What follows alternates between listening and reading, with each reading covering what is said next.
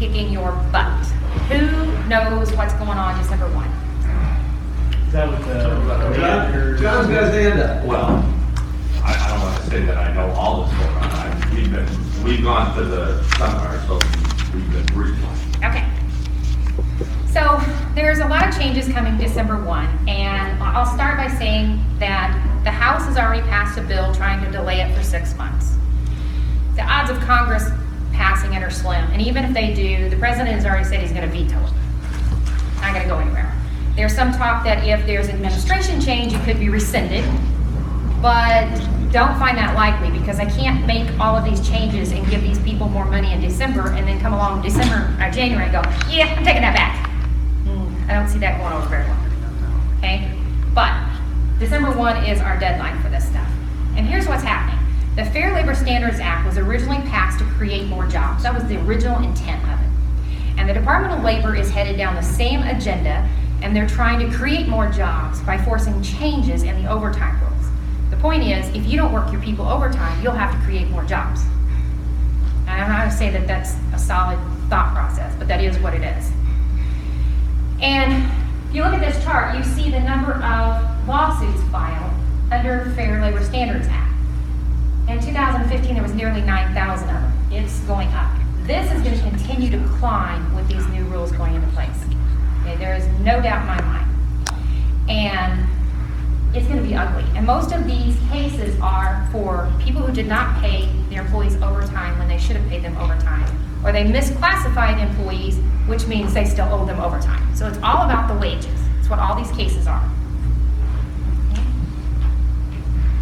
Just as a little side note here, when we talk about the employees' work, one of the things that the Department of Labor has not addressed yet, and I just don't even know how they're going to address this yet, is our mobile workforce.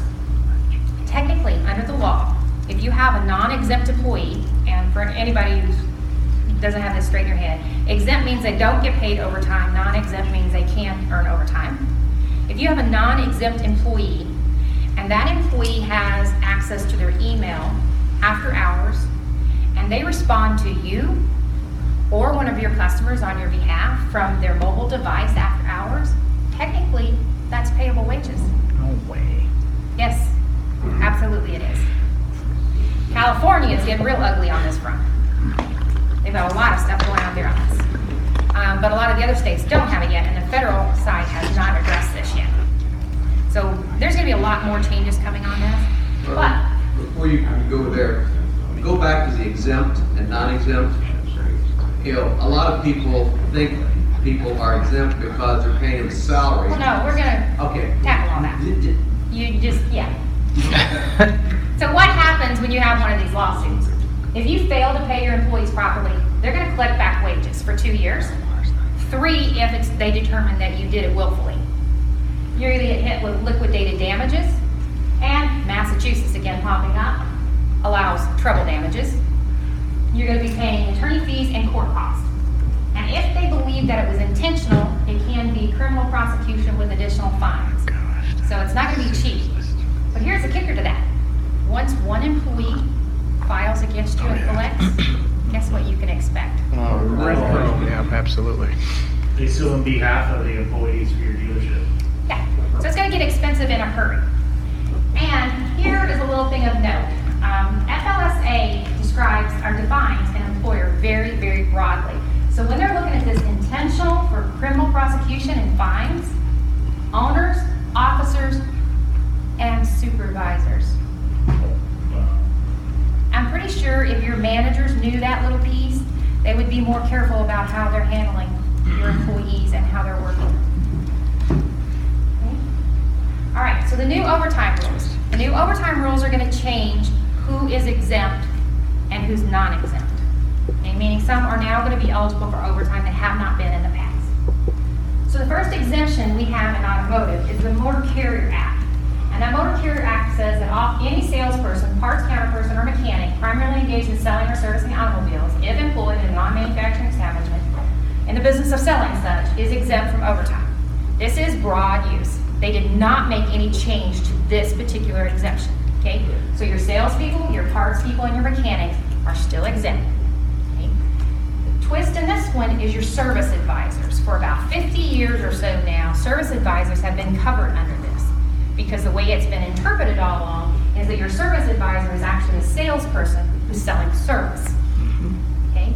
But it's been challenged a bunch of times. And the most recent one, it's going to sound funny, it's most recent, but it is most recent from this perspective. It was in 2011, several BMW service advisors filed a lawsuit claiming that they should have been paid overtime. It made it to the Supreme Court in June of this year. The Supreme Court, in their infinite wisdom, did not actually rule on it. What they did was they sent it back down to the Ninth Circuit Court, our lovely California folks, San Francisco. and said, you know what, you didn't, they sent it back down to them because they said the Department of Labor did not make their case in that they didn't give enough reasoning as to why they had changed their position. So what's happened for 50-some years, they said, oh yeah, they're covered under this. Now they got on board and said, oh no, they shouldn't be covered under this. And the Supreme Court said, you can't change the rules without giving us reasons why you're wanting to change the rules. So what the Supreme Court did was they left the door open for the Department of Labor to come in and change this. So this is one we're just going to keep an eye on. So think about how you pay your service advisors right now and know that that might be something that's coming. Okay? The other exemption that we use a lot is a retail establishment exemption. Paid commission in whole or part must be paid a minimum of 1.5 times the minimum wage for every hour worked, and more than half of their earnings in a representative period must be commissioned. Okay. This is how we cover our F&I people in nearly every store. They all get covered under this exemption. Okay, there's no change to this piece. You may be covering your GM, your GSM, and your sales manager under this if you meet all this criteria. Now, the question is, do you make all of those people clock in and out? I do now. Because if you don't, how can you make sure that you're paying them 1.5 times minimum wage for all hours worked to keep this exemption? Now, who wants to start paying their GM overtime? Okay? So you recommend that we start having them clock in? Absolutely. If this is how you're exempting them from overtime, you better be able to document it. Adam's ready to go back and file. Yeah, no. Say that again. He said that already.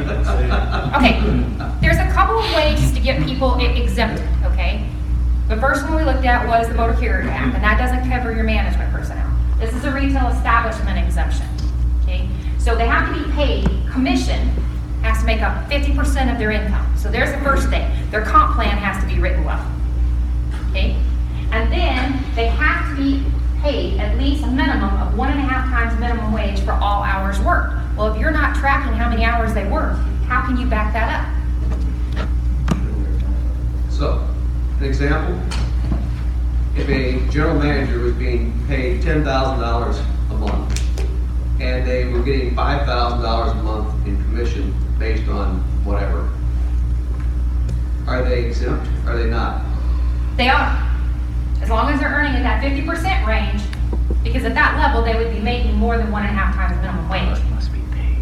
Oh, the $5,000 a month, even though it's It's just less. about 1.5 times the minimum No, wage. you said they were earning $10,000. Salary of $10,000, $5,000 bonus.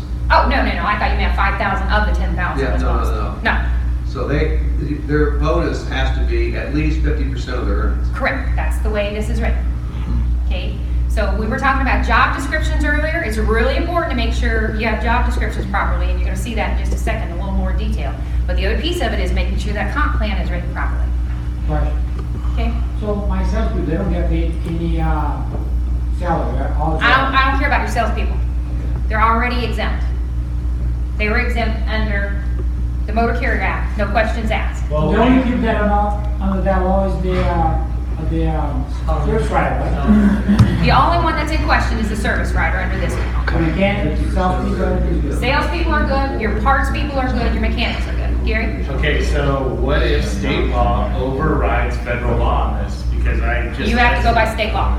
Okay, so he needs to check with the state law. Yes. Because you're referring to federal. This is Yeah, federal. I just got Federal finished is the talking. minimum. Yeah. There are, most of these type of things are pretty standard federal. As I said, California and Massachusetts tend to be a little bit different animals on both sides. If you're gonna go over this forget the question, but what about shop foreman, other supervisory people? who Yeah, are- we're right there. Okay. Okay, so then the next exemption that you could get, and this is where the Department of Labor started changing things. There is, they call it a manager exemption inappropriately a lot of the time. It's actually an executive exemption. And that executive exemption used to be $455 minimum salary per week. Effective December 1, it's going to $913 per week. Okay? To qualify under that exemption, you have to meet all of this. That means that the person has to be directly supervising 2 or more full-time employees or the equivalent. Primary duty is management, interviewing, selecting, training staff, setting hours of pay, directing work, all of this stuff. And the real key piece is over there. The authority to hire and fire. Now, for them to qualify under this exemption, they don't have to have the ultimate authority. So you can override it. If they come tell you, you need to fire this person, and you go, no, we've been through this and I'm not gonna fire them. But they have to have the authority to hire and fire, or it has to carry significant weight for them to qualify under this executive exemption. Okay? What if they do all and they can't hire and fire? Can't qualify. This is an all or nothing thing. Okay? This is generally where you get your controllers exempted. Because your controllers usually over your entire office staff. You're gonna have to pay them at least $913 a week, which is 47 something a year. So you can get them qualified under this. Some GMs, GSM, sales managers, if you can't get them qualified under the retail establishment because you're not paying them 50% commission, you go back and look at, can I get them qualified here? Well, if they don't have some influence on hiring and firing, you can't qualify them here either. Okay? But if I'm gonna write a job description for one of them and I'm trying to make sure they're covered under this, you can bet your bottom dollar that's gonna be in their job description. Okay? When you say they paid that per week salary, That is a salary. so it can't have a commission based into it. You can do that, but you're still gonna give them that salary. That is a salary. The only thing, there is a little twist they put into this, that 10% of this amount can come from a commission-based plan. So it's still gonna pay $800 a week. But here's the kicker. If they don't earn that commission, You gotta pay them the 13. you gotta pay them the overtime. So, I don't know why they did it. They put it in there, that you can use 10% of this commission, but if they don't earn it, then they're gonna be non-exempt and you're gonna have to pay them overtime. So you just might as well pay them the $913, or you set up a bonus program that you know they're going to earn it. Either way, it's guaranteed. So I'm outsourcing all my employees to India. Walk in, pick up the phone, sell my car. Okay? Alright. We also have administrative exemption, alright? So you could use this for your office manager. You could also use this for your controller. I'm like you scared all the time. The administrative exemption, primary duties, performance of office or non-manual work directly related to management. Alright, so that's fine. But it's this little piece over here that's the kicker to this one. Must include the exercise of discretion and independent judgment with respect to matters of significance. So if you get sued by an employee stating that they weren't being paid overtime and they felt like they should have been, and you had been classified here, you better be prepared when you go into court to show that that employee was making decisions that were really important to your business. I got you. That puts a whole different spin on some of your clerical people and not paying them overtime. Okay? So you think this will affect people in the reverse by listening to this? I see, now I'm gonna pay, now I'm gonna, if I have an employee making $3,000, then I can train somebody to do the same job for $10 an hour. You might as well do the $10 an hour person, and Yeah, I think it's hurting people as well. I have to agree. I think there's a lot of craziness to it, but it is what it is, and I don't think it's gonna go away at this point. So we just need to get our house in order. Now, here's just a quick chart to let you see how this works out. If you have people in the $30,000 to $45,000 range right now that you're paying a salary, business development managers, who has a BDM? Okay. Right. All right. So do you pay them overtime? I know you do in your store. You pay them by the hour. Do you pay them salary? Anybody pay their BDM salary? Overtime. Okay. Depending on what you're paying them, you can look at what happens with their pay based on how many hours they work. And you can look and see if you're smarter to take them to an exemption status or to raise their salary. Okay, because if they're managing 2 or more people in the BDC and they have the ability to hire and fire, remember, they don't have to have the final say. They just have to have some say. Okay? But if I want my business development manager covered under this, I have 2 options. I can pay them the overtime, or I can look and see if it's better just to raise their salary and keep them exempt. Okay? This is the area that this is going to impact the most, pay-wise. All right? A couple other things they have coming, the highly compensated exemption, they do have another one for that. It used to be at $125,000, it's now going to $134,004. I don't know why $4 was important to throw in there. But even that, you still have to guarantee $913 per week as a minimum, and then you can pay the rest of it on a quarterly or annual basis, however you want to pay it. There's a few other exemptions that exist, but they don't really apply in automotive. And then there's the last twist, that 10% of salary of that $913 can be satisfied through commission, but it's really going to be a guarantee if you want to keep them that way. There's not any way around it. Marcio. My team leaders, they get $500 a week for salary, right? Mhm. They get a bonus if they sell, if the team sell 20 cars a week. They're working more than 40 hours. Would that be okay? Your So team they don't leaders. sell cars, they're the team leaders. Okay, so they're essentially glorified sales managers. Yes. Okay, are they performing all of the duties to qualify for an executive exemption? Or They train the salespeople. Or are they earning enough to fit under the retail establishment? At least, $8, $7, $8 grand a month, so How much of it is in commission? $500 a week for salary, so that's $2 grand, about 70%, 80%. Okay, so they're still covered under the retail establishment. Okay, you're still good with them. All right, so the other way you're gonna get your butts kicked. $2 million more for wage and hour enforcement. The Department of Labor is planning on beefing up workplace visits, so they're out to find money. And there was also, this was in May, a new U.S. Supreme Court ruling that gives you a fresh incentive to keep immaculate records. And they allowed employees to use sampling to justify timekeeping problems. So an employee comes along and they say, well, you shortchanged me 15 minutes every day for the last 3 years, and I want you to pay me for the last 2. You don't have good, accurate records. The court says, oh, well, I can use a sampling of that and we'll pay them. So, you need those records. You need to keep good records. The IRS is also hiring 700 new enforcement agents who will mostly be tasked with auditing businesses. They see it as easy money.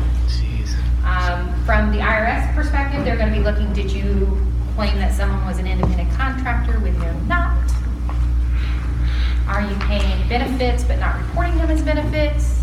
Okay, so they're looking for ways to collect from you as well.